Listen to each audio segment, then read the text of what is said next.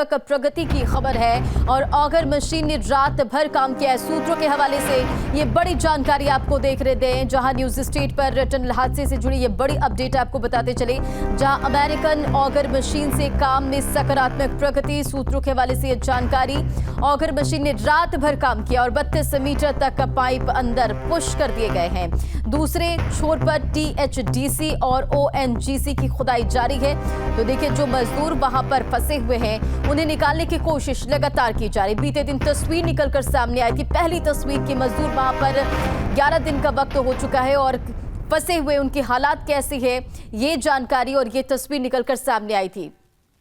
और इसी बीच news state पर टनल हादसे से जुड़ी ये बड़ी जानकारी आपको देते चले, बड़ा अपडेट, जहां 32 मीटर तक पाइप अंदर पुश कर दिए गए हैं। अमेरिकन ऑगर मशीन के काम में सकारात्मक प्रगति और ऑगर मशीन ने रात भर काम किया है। खबर पर अधिक अपडेट के साथ संवाददाता अजीत सिंह राठी हमारे साथ जुड़ गए।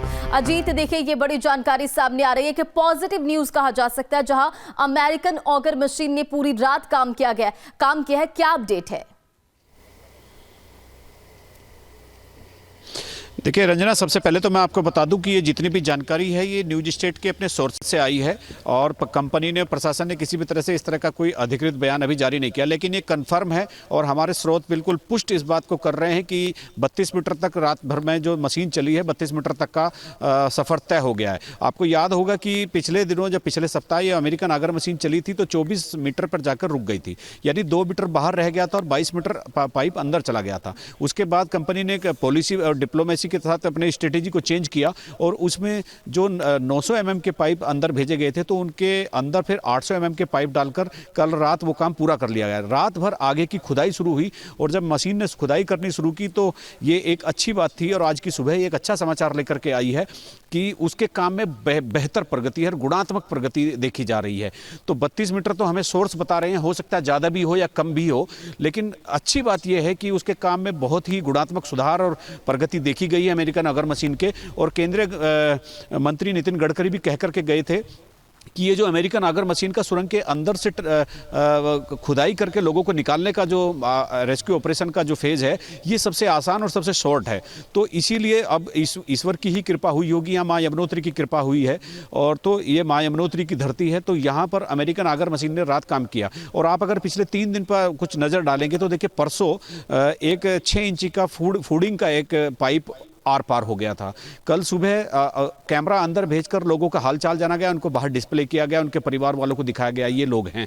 हालांकि कुछ परिजन अभी भी हैं जिन्होंने ये कहा कि हमने अपने परिवार वालों को नहीं देखा, लेकिन काफ़ी लोग उस कैमरे में की जद में आए और जितने आ सके उनको दिखाया गया। और आज तीसरी सुबह है, आज ये तीसरा समाचार लगातार मिल रहा है 3 दिन से कि वो ऑगर मशीन के काम में गुणात्मक वृद्धि हो रही है, गुणात्मक सुधार है और काम प्रगति पर है। और अगर जिस स्पीड को हमारे सूत्रों ने बताया है कि जिस स्पीड से काम चल रहा है, अगर ये स्पीड रही तो आज का दिन और आज की रात और कल सुबह ऑपरेशन ओवर।